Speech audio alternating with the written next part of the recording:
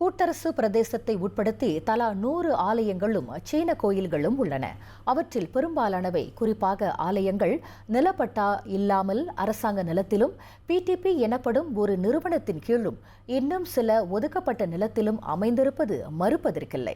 அத்தகைய ஆலயங்களை அதன் தொகுதி வாரியாக பிரித்து அந்தந்த நாடாளுமன்ற உறுப்பினர்களின் நேரடி பார்வையில் அதற்கு தீர்வு காணப்பட வேண்டும் என்று கூட்டரசு பிரதேச அமைச்சு எண்ணம் கொண்டிருப்பதாக பத்தூர் நாடாளுமன்ற உறுப்பினர் பிரபாகரன் பரமேஸ்வரன் தெரிவித்தார். கேரள பார்த்தீங்கன்னா கோவில் மட்டும் அரசாங்க நிலத்தில் இருக்கிற கோவில் மட்டும் 64.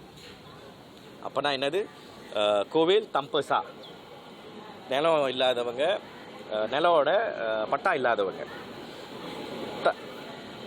ஏஜென்சி கிராஜான் லேண்ட் கீழே இருக்கிறது. அதாவது இப்போ அரசாங்க நிலம்னா பிடிஜின்னு நம்ம சொல்லுவோம், இப்போ ஏஜென்சியோட நிலம்னா பிடிபின்னு நாங்கள் சொல்லுவோம். அதுக்கு கீழே இருக்கிற கோயில்கள் 19. தானா ரிசர்வ் பண்ண நிலம் இல்லைன்னா டெவலப்பரோட நிலம், இந்த மாதிரிலாம் 15 இருக்கு. இவ்விவகாரத்திற்கு முதற்கட்ட தீர்வு காண்பதற்காக கூட்டரசு பிரதேசத்தை உட்படுத்திய ஆலயங்களை மையப்படுத்தி தாம் ஒரு கூகுள் படிவத்தை தயார் செய்துள்ளதாகவும் பிரபாகரன் கூறினார்.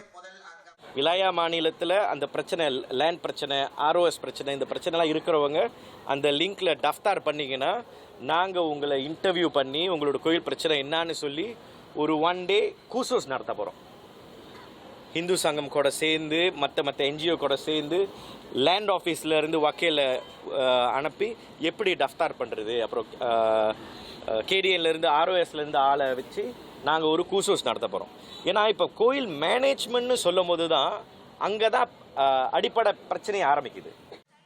ஓரிடத்தில் ஆலயத்தை நிர்மாணிப்பதற்கு முன்னதாக சம்பந்தப்பட்ட அந்த நிலம் குறித்து முழுமையான ஆய்வுகளை ஆலய நிர்வாகம் மேற்கொள்ள வேண்டியது அவசியமாகும். அவ்வாறு செய்யாத பட்சத்தில் இத்தகைய பிரச்சினைகளை அவர்கள் எதிர்கொள்ள நேரிடும் என்றும் பிரபாகரன் கூறினார்.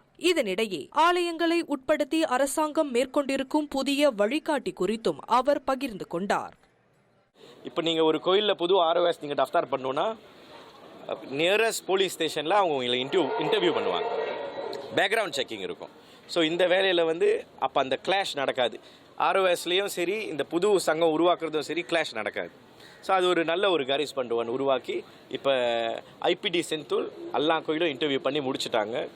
ஸோ இப்போ புதுசாக எந்த ஒரு பிரச்சனையும் இல்லை.